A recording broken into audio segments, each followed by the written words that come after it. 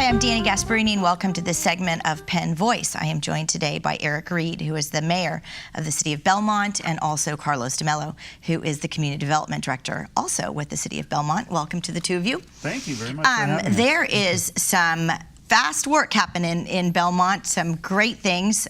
You've got a lot to champion and voice and talk about today. So let's talk about the development side of what's going on. You've got several projects. So I probably should start with you, Carlos, to sort of tell us about the projects. And then, Eric, I want to hear from you how the community has been engaged with this process and how they've either been loving what you're doing or have there been any folks that are saying, great. Not so much. Sure. So, boy, since like 2013, we have had a number of development projects that have come to Belmont. Most have been approved. Some are already under construction. Mm-hmm. We have a couple of hotels on the east side of the city, a Marriott project, 168 rooms, and another project for a Hilton Homewood Suites that's going for public hearings next week. Mm-hmm. We have some mixed-use projects as well along El Camino Real, and both are under construction, over 100 units of new housing for Belmont. We have a new middle school coming from Hillsborough, Crystal Springs Upland. That's being built off of Davis Drive. Right. And, boy, last one. We have a dealership. Our Autobahn dealership is getting redone. So that's a pretty exciting project Now, are as they well. expanding their site or just? They are. Okay. They are. Yeah. So the building's about 50,000 square feet, and it's going to be 58,000 square feet when it's done. Right. You know, Eric, these projects don't just happen overnight, nor does somebody dream them up and decide this is what we want to do. It takes years and years of general plan development and then outreach to the community and getting community buy-in. And of course, the city, first of all, even doing overlay maps and Right. deciding what you want to be when you grow up. So how long is this sort of crescendo of development happened, and tell us a little bit about the process. How did you engage the community? How did you get everyone to sort of decide it's hotels and it's car dealerships and housing? Well, it's a great question. I'll tell you what my philosophy is, and that's what got me involved with Belmont politics to begin with. I've divided Belmont into three categories: open space, neighborhoods, and the area near El Camino Real and 101. Mm-hmm. And I said open space needs to maintain open space. We need to keep it that way.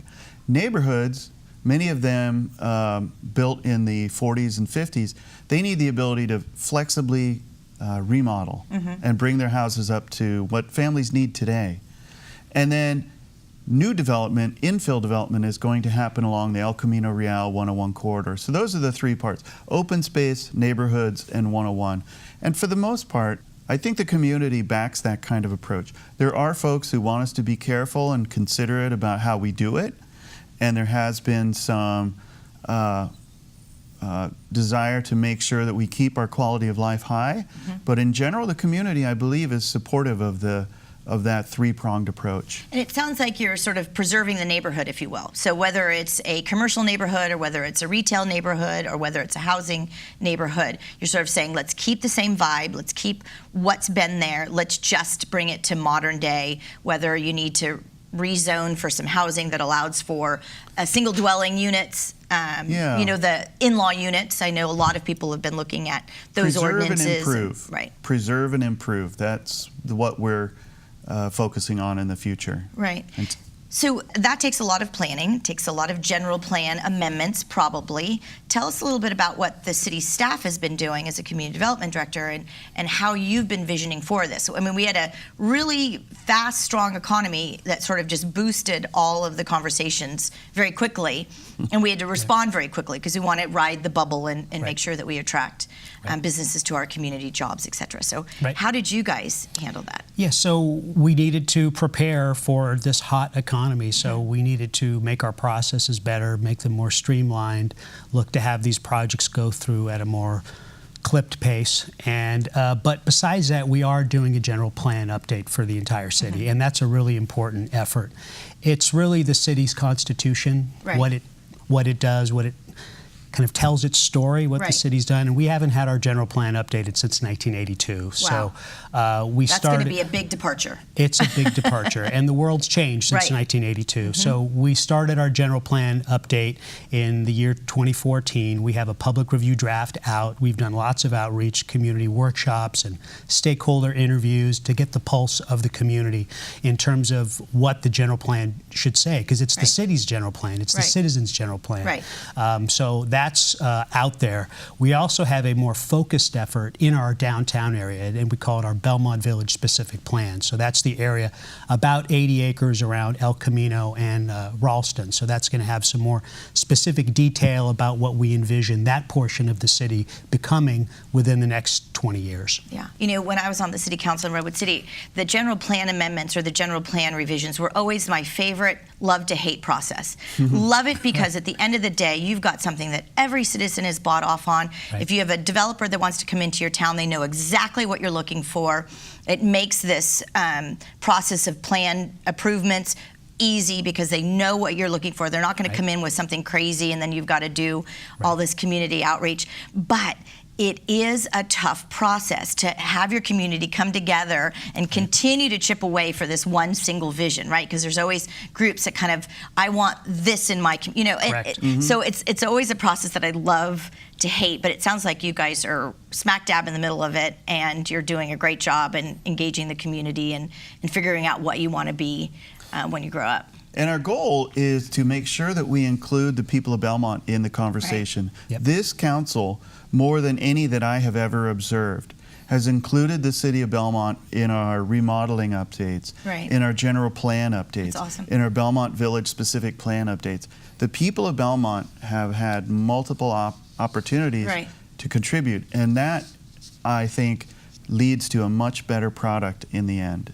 Well, I commend you for wanting to be so open with the process and engaging with your community because I think residents don't realize that that is a really tough process to ensure it happens well. And at the end of the day, everyone feels like they've had a voice. I commend you so very much for having that open and actually engaging people. So you've got these 6 projects. You've got people, developers, residents. You have people who want to move into your community, both on a commercial side and a residential side. Why? What makes Belmont so great?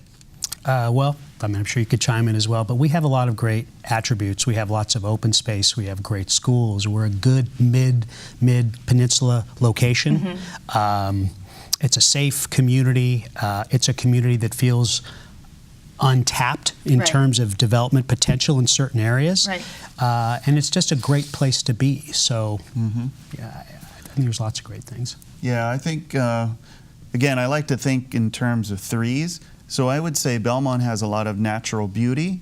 I think Belmont has close proximity to Fortune 500 Right. employers, and Belmont has absolutely fantastic schools. And those 3 things together make it a very desirable place to live. We all should make sure the residents and folks in Belmont know that with this development, you are actually requiring those developers to do some community development themselves.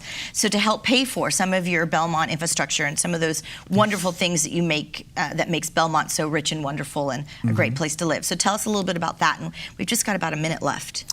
Well, just quickly, one example project, it's the Crystal Springs Upland School project. A significant package was provided to the city in terms of ongoing revenue, commitment to improvement of traffic issues on Ralston Avenue, actually paying for new signals and sidewalks, Right. public use of a field. There's lots to like about that kind of project. All of our new developers are contributing either housing or monies or traffic improvements to the city. Right. So as we grow, we want to maintain our quality of life, but we want to actually improve it through these developments. Right. And I feel like the development community is very in tune very with that. responsive. They're very responsive to that. They want to be part of the community. Well, they want to help improve the Right. community. Where can your residents and people outside of Belmont go to find more information about what's happening in Belmont?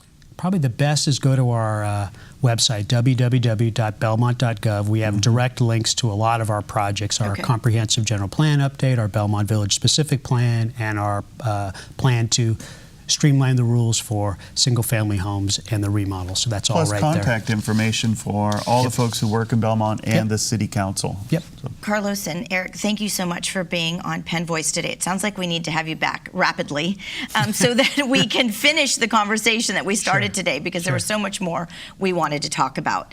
But thank you so very much. I'll make sure that I get down the streets of Belmont and see all that's happening. I appreciate you being here. Excellent. great. Thanks very much. Thank you. And we'll see all of you next time on Penn Voice. Thanks for having us.